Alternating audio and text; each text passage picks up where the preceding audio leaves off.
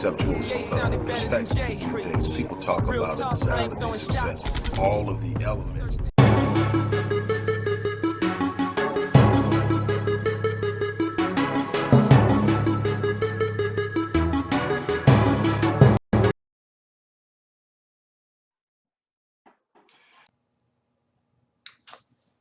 Hello, everybody. Dr. Rick Wallace here, dropping in on you. I want to, first of all, thank you guys for all the love and support that you've shown me and the family during my time of recovery. Definitely, it was time for me to get back to my grassroots. As far as my health and fitness is concerned, I'm well on the way with that. I invite as many as want to take that journey with me. We'll talk about that at another time, but I wanted to take some time to talk about something that is prevalent at the current time, and it is occupying the minds of almost everybody on this planet in some way or another. If you have access to any form of media, you are aware of what's going on, at least at some level, with the COVID-19 virus. I want to take some time to try to bring as much clarity as I can to this from my point of awareness, knowledge, and expertise. I don't do this a lot, but I'm going to do this now because, quote unquote, we don't tend to give gravity to anybody, no matter how much they've proven to be on point with their research and their facts, if they don't have certain credentials. I have 2 doctorate degrees, both from Array of Hope Theological Seminary and International Institute of Theology. I have one in theology and one in psychology. I also have noted papers in the area of epigenetics, in the area of cancer research. I also sit as the dean of the school for the Ministry of Health and Wellness at Array of Hope Seminary and Crystal Rain Theological Institute. And I own Master Fitness 21, which is 30 years old, 31 years old. Wow. It's the first company I ever started from scratch, and it's still running.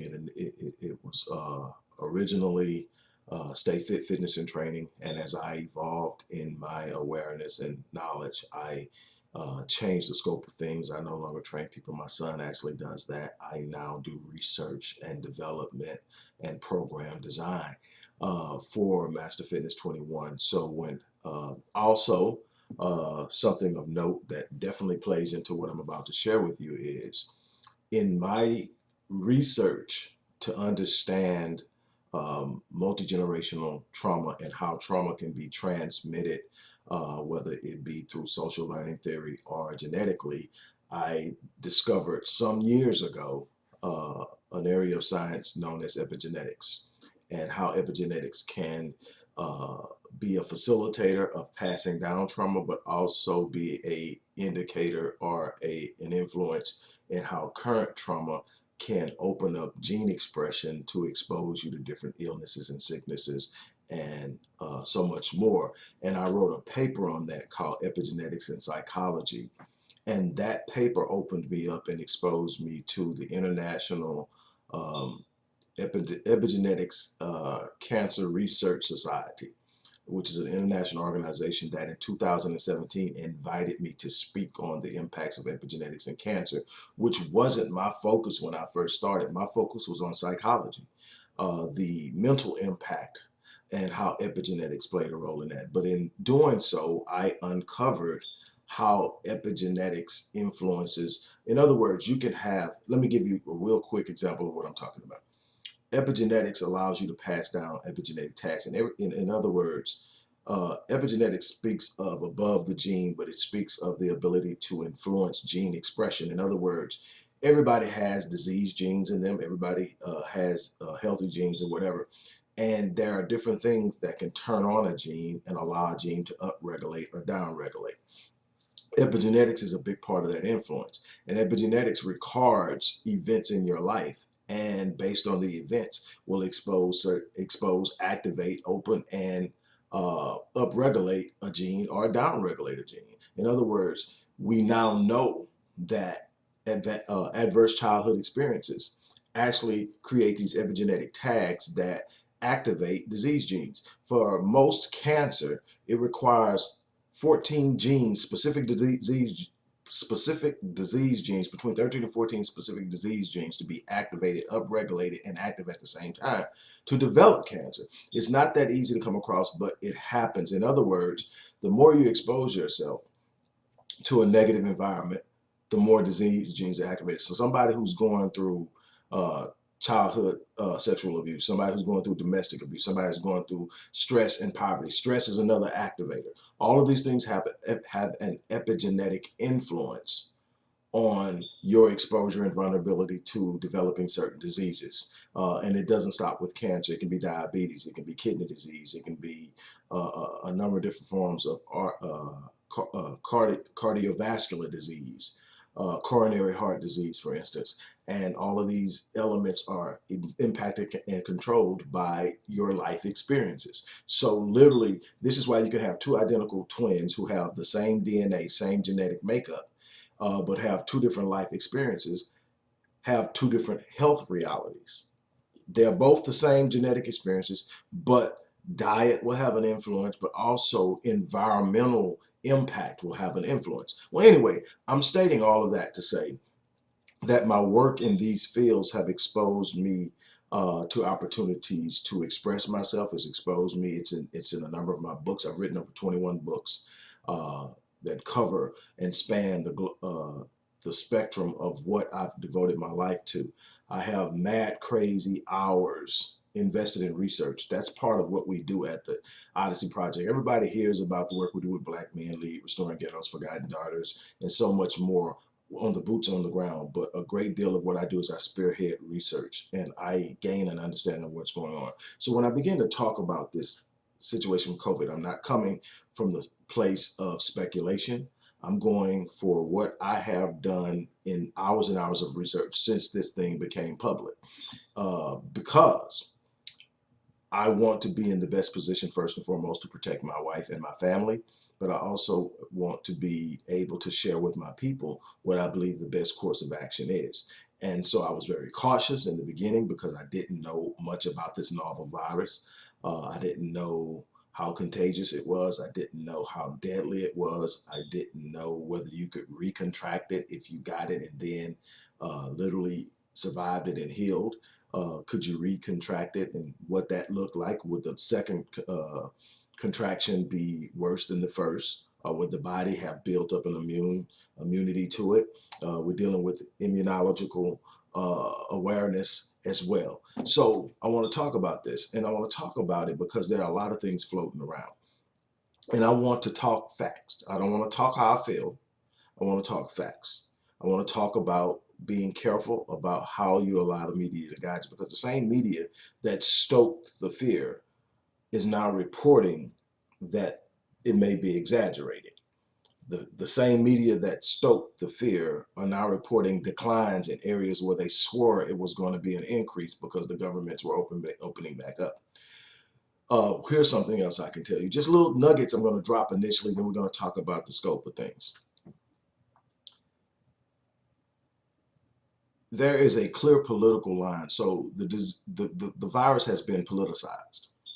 In other words, political affiliations are now coming together to find a way they can use the virus and their spin on the virus to strengthen their political positions for upcoming elections and leveraging on votes in state houses and in the federal house and the federal Congress and so forth. So you have to be aware of that. And you know it's politicized because all of the states that are reporting a high number of cases and deaths, Democrats, Democratic governors.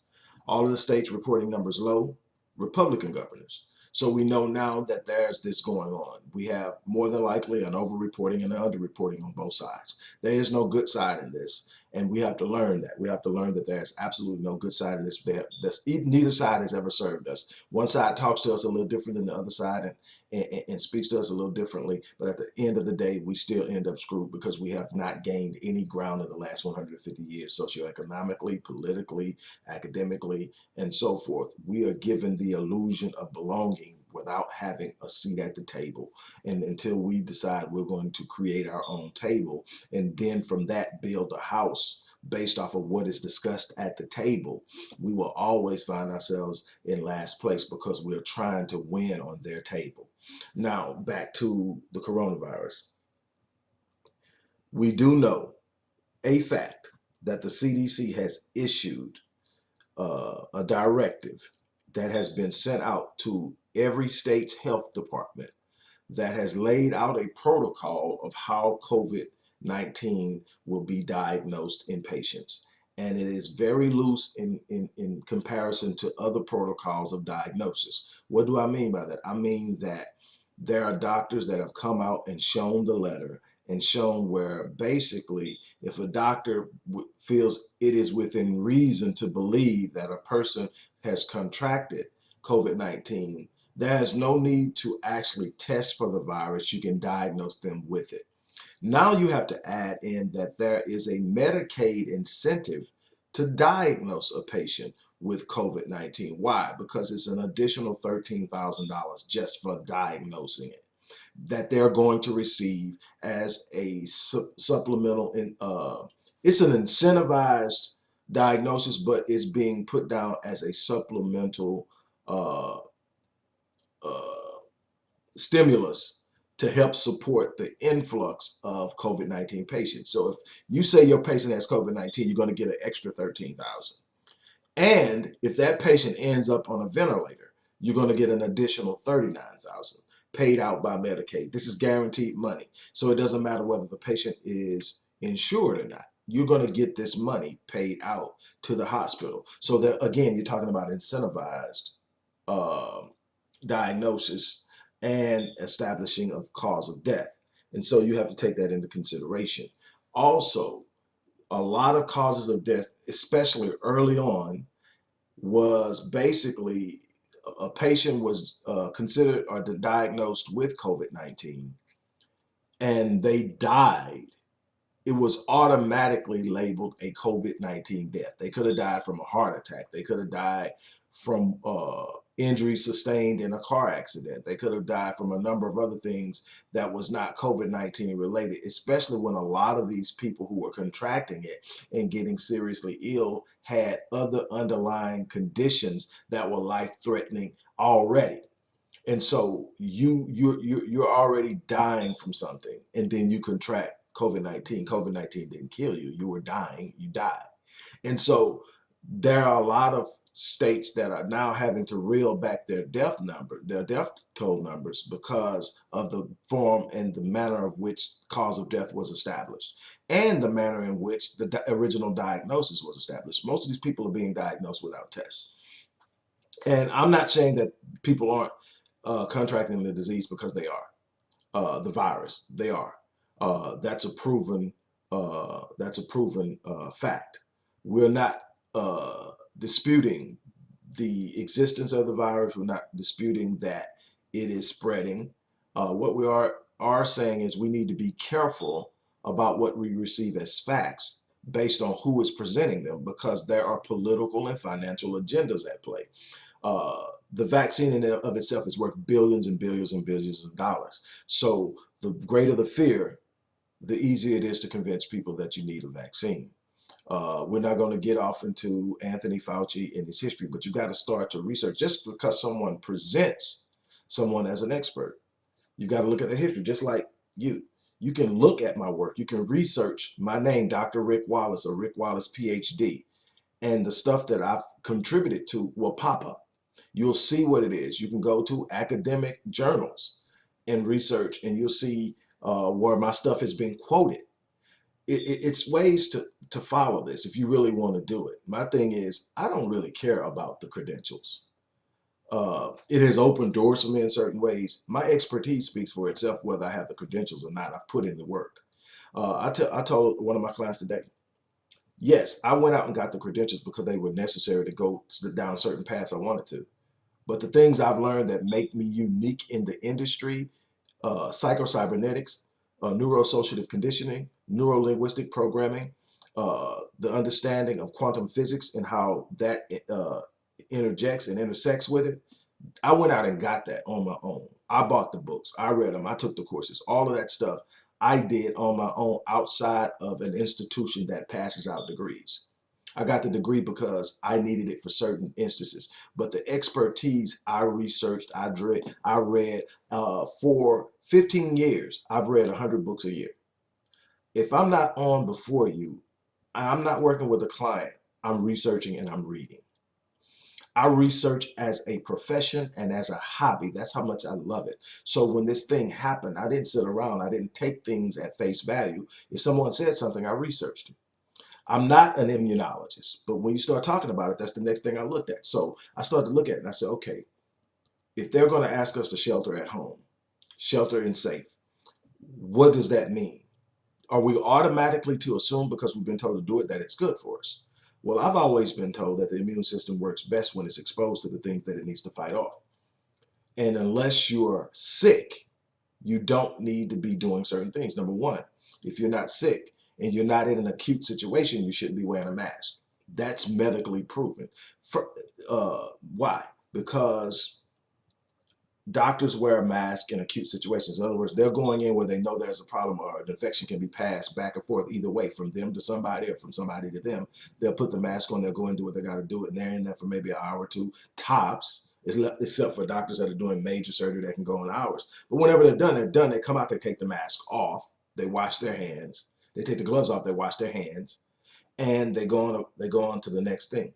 Nurses come in, they use gloves. They use gloves for that specific situation. The moment they finish with you, they take those gloves off and they wash their hands. Why?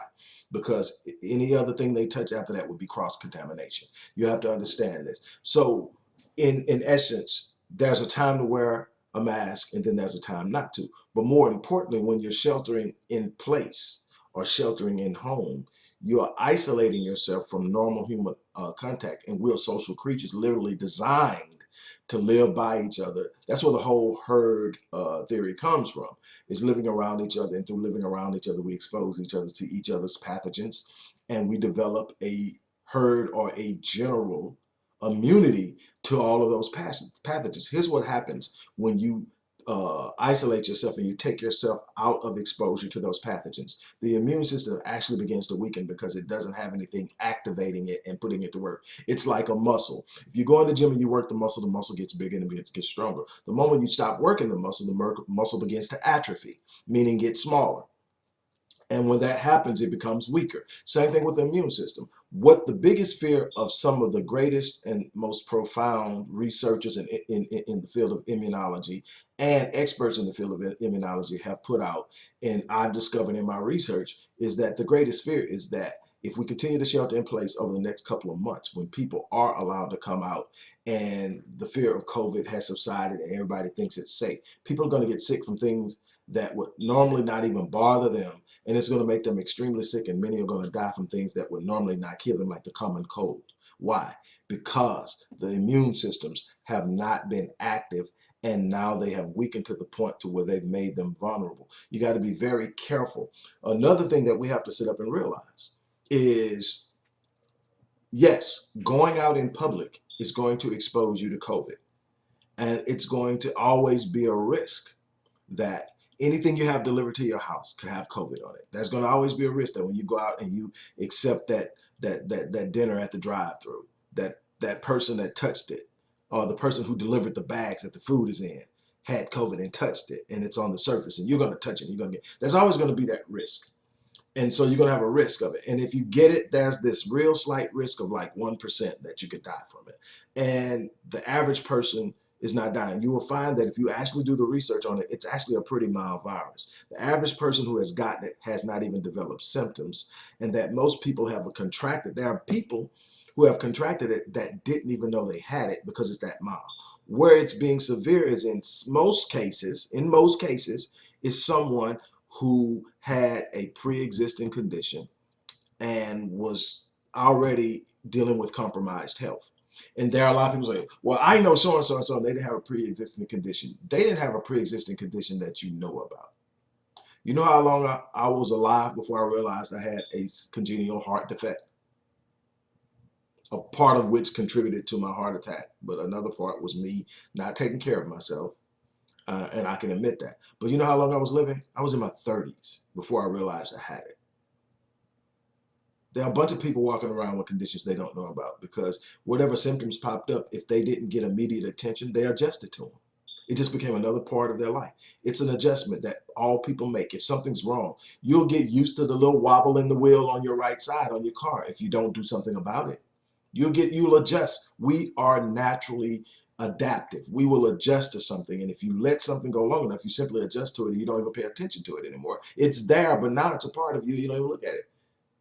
You just think, okay, that's what it is. You know, you got people dealing with a lot of things that they have not been officially diagnosed with that could have an impact on what they're doing.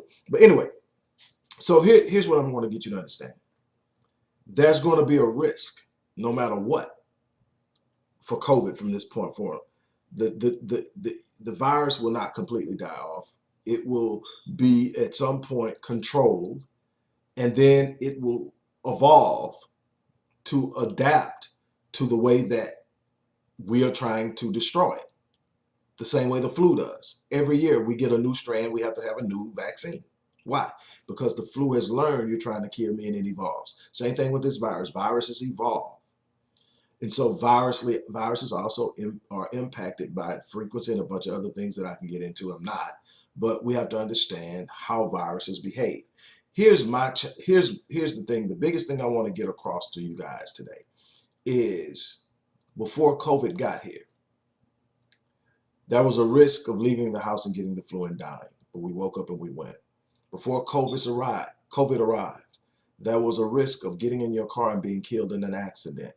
But we get in our cars every day and we go to work. Before COVID arrived, there was a risk of eating bad food at fast food restaurants and it causing heart disease that would ultimately kill us. And we still do it every day. There are literally more than 100 things that kill us regularly in the United States. 10 that are massive killers that outkill COVID.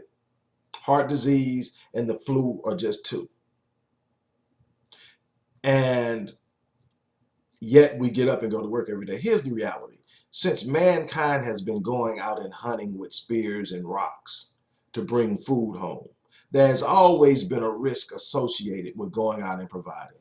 The caveman had to worry about the saber-toothed tiger and the bears and the lions and everything else that were out there. That was a part of going out and hunting that said you're going to have to risk something. You have never been in a situation in your life where you could go out and there was no risk that you weren't going to come back home.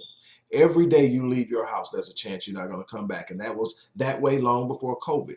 The difference is we have been conditioned to accept heart attacks as a normal form of death. So it's acceptable because we've normalized it, even though it kills more people than COVID. It's acceptable. It's preventable in most cases, but it's acceptable. Dying from the flu is acceptable. Even though more people will die from the flu this year than COVID, it's acceptable. Why? Because we've normalized. Car accidents, normalized. Murder, normalized. Nobody is fearing any of those things right now, even though they're more deadlier than COVID. According to all of the research and the numbers, they're more deadlier than COVID. That's not my opinion. That's absolute fact.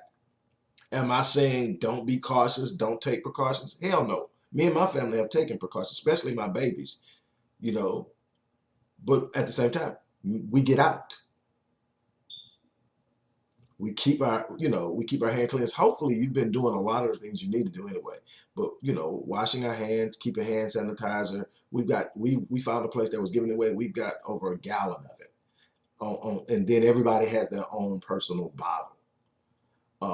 And again, that's for the safety of everybody, including people we come in contact with. Me, I have very little fear of it. The wife is getting less and less concerned about it as she starts to learn and research and read. She hears it from me and she go, okay. And she knows how thorough I am.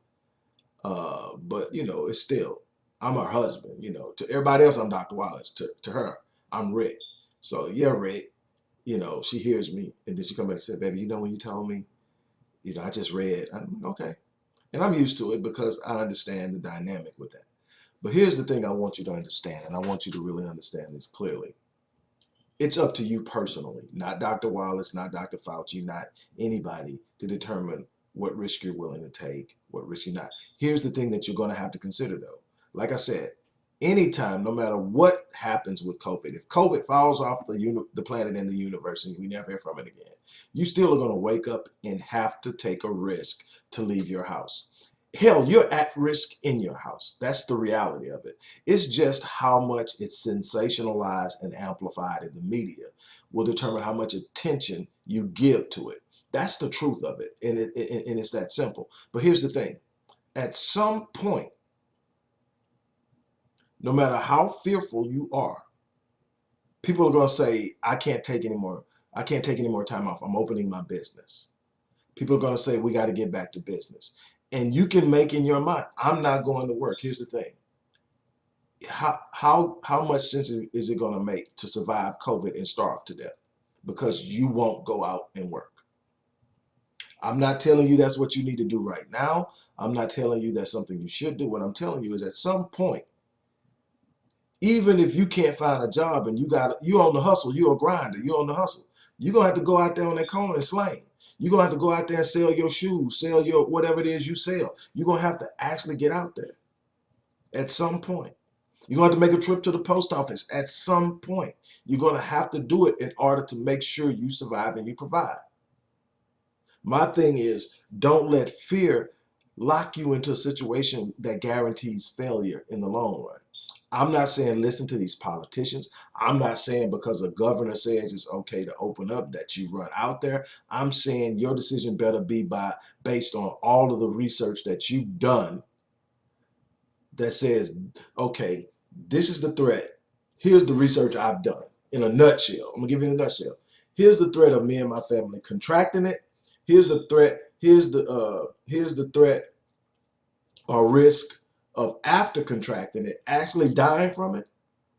And here is what's going to happen economically if I make A, B, C, D decision. What can I afford to do? It's not going to be based on everything being lined up perfectly and no risk. No risk has never existed. I have never achieved anything in life where there was no risk involved. Absolutely doesn't happen. You have to take risks. Sometimes you win, sometimes you lose. But you have to make good decisions. My thing is, I'm not going to let my family starve. We're not going to lose our place of security, safety, and sanctity.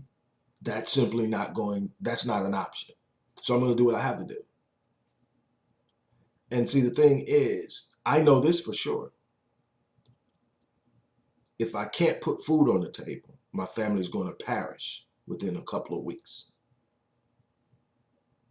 Literally. And if I don't take care of this darn thing, eventually, and you know, all the protections that are saving a lot of people aren't going to be there for homes. You've got to pay your mortgage. For people who are renters, you got to pay your rent. And you got to understand at some point, all this stuff is going to come due. And you got to hope that the people that you are going to have to answer to for everything you owe will be forgiving. A lot of different state and federal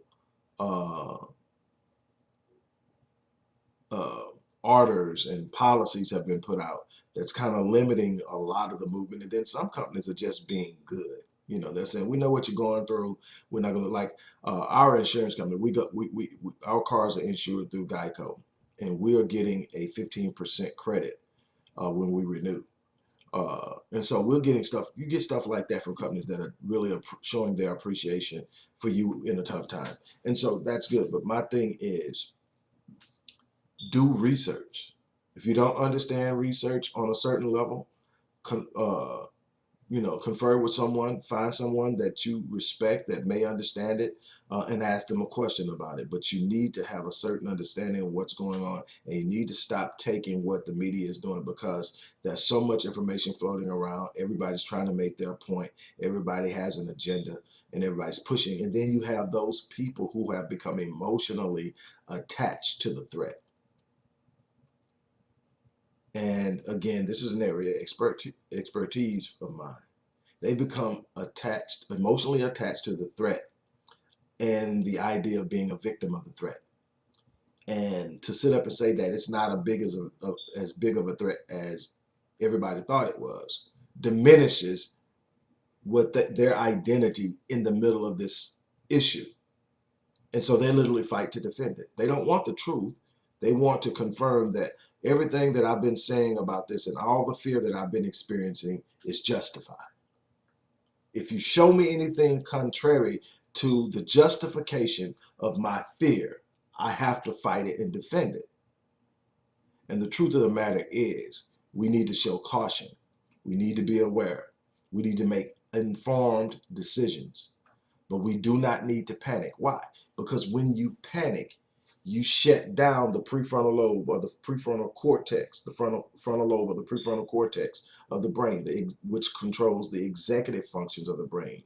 Reason, rationale, decision-making, impulse control, all of those things are controlled in the prefrontal cortex. However, when you panic or you have a fear response, what we call fight or flight, the body goes into a state of stress response in which adrenaline is released into the bloodstream. Cortisol is released into the bloodstream. The blood and oxygen flow, that 30% of your blood and oxygen flow goes to the prefrontal cortex. It demands that much oxygen and blood flow in order to function well. Well, a large portion of that shuts down the prefrontal cortex, and that blood flow and oxygen goes to the extremities, the arms and the legs. Why? There's a reason it's called fight or flight. You're either going to stand up and defend yourself in a physical situation, or you're going to run. The brain has never been able to distinguish a threat that does not require fighting from a threat that does. As we evolved, the threat to fight off a tiger diminished. Very few of us will ever come in contact with a tiger in our lives. So, but now the fear of getting fired triggers the stress response. The fear of catching COVID triggers the stress response. The same response that's going to tell you to fight or fly or run is now been triggered, but there's nothing to fight and there's nothing to run from. But you shut down the ability to think and make reasonable and rational decisions because you're in fight or flight mode. You cannot operate reasonably and rationally out of a state of panic. You got to calm down. You got to understand that every problem has a solution. And you got to understand that if you are in the right frame of mind, you're operating on the right vibration and the right frequency, you will have access to the answer to any enigma that you are facing. Any. There's never a situation that does not have a solution or an answer to it. Never. But the more you panic, the less access you have to it, the poorer decisions you make. So I am encouraging you to do your research. I mean, there are a whole lot of other things I could share with you, but I prefer you do it on your own. I prefer you go out and find the numbers. I prefer that you look at it. I prefer you ask some questions. Ask, what are the motives for a person saying this? Why are there two different perspectives? What are the motives behind each perspective? What are the agendas behind each perspective? What does the science say about this? What are the real numbers? Like the numbers that they were just pushing out, they kept on saying, "Oh, it's negatively impacting blacks way more than worse." They gave COVID-19 a black face, to the point that people in China were mistreating Africans because of it, when it actually originated in Wuhan. But that's what happens when you don't understand and you allow it and you bite on it and you literally thrive in it. Oh my God, it's killing. What's happening is it's going to affect people in impoverished areas, number one, more. Also, black people have health issues. Number one is because a lot of us don't trust the system, so we don't get treated. So we got untreated health conditions. Number two, we're sitting up in a situation where, because of our eating habits, because of our sedentary lifestyle, most of us are dealing with issues associated with obesity, which also leads to coronary heart disease, also leads to diabetes, type 2 diabetes, and a number of other things that negatively impact the immune system and make us more vulnerable and causes us to suffer more from it. But it's not a black issue. It's a socio-cultural and a socio-economic issue in which blacks are more highly or disproportionately affected because of where we've been in the grand scheme of things. It's just certain things they know they can do that don't have to be aimed at blacks, but because of where blacks exist, they're going to be predominantly impacted by. Criminology, penology, all of that shows that these laws that deal with criminality are going to negatively impact blacks without ever having to say black, simply by targeting certain behaviors, certain socioeconomic geographies. It's going to happen. That's simple. You understand that. You have to be aware of it. So again, I'm going back to this. You got to look at the loose nature of the diagnosis, the loose nature of establishing cause of death, the natural and actual risk involved with leaving your house on a daily basis with or without COVID. And what does COVID fit into it? How lethal is COVID? What are the chances you actually contracted it and died for it? I have done this as a part of my research. I have contacted people and just simply say, okay, hey, I know everybody's heard about somebody contracting the disease, and some of us have heard about people contracting and dying from the disease. Who do you know personally that you talk to just once a year on the phone that has contracted it and died from it? Because see, these numbers can be put up, but at some point you got to say, if nobody actually knows anybody that they talk to once a year, where are these people at? I'm not saying they don't exist. I'm saying are they being exaggerated? And the numbers and the proof and everything is out there. Number one is, I think the state of New York alone, or was it New Jersey? One of them had to cut their death total in half because of how they established the cause of death. A bunch of these things aren't COVID related. Some of them don't even have COVID, and some autopsies have proven that. I had two clients who have, one client has a sister. That's somebody very close to her that she talks to on a regular basis that she can relate to. Go to the hospital for shoulder pains and a pain in her arm and upper shoulder. And she gets there and they immediately want to run a test, a COVID test. And she says, I don't have any symptoms. I don't want a COVID test run on her. And they insisted. They got belligerent with her. They even got to the point where they were going to force her. The doctor literally, a female doctor literally told her, you will take this test. And you got to understand, this is happening in a situation where the vast majority of hospitals are not allowing family members to come in with their loved ones. So what does that mean? That means you have a loved one in there that's being dealt with and you don't know how. The sister told her, called her and told her, look, they're trying to force me to take this test. You need to let somebody know. I've said no and I don't want it. And they were literally going to force on her. Eventually she fought it so hard and literally it became physically confrontational. And eventually they treated her and let out. Another one of my clients had a daughter who was admitted, an adult daughter who was admitted, and she literally refused to let her come in if she couldn't come in. She said, I don't care what's going on. I'm going to be with my daughter. She would not be alone.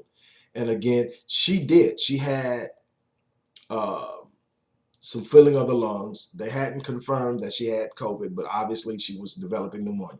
She had fluid in the lungs, so they drained some of the fluid, which is a very painful thing. But they drained some of the fluid, and they still weren't getting her oxygen levels up. So they told her they want to put her on a ventilator.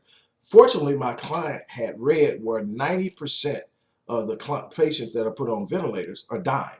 And that's because, and it's been said by at least 10 experts that I've consulted, said that the ventilator is not the proper treatment for COVID, and that putting people on a ventilator in that instance is actually doing more harm than good. It's actually contributing to their death, and it's not a proper treatment.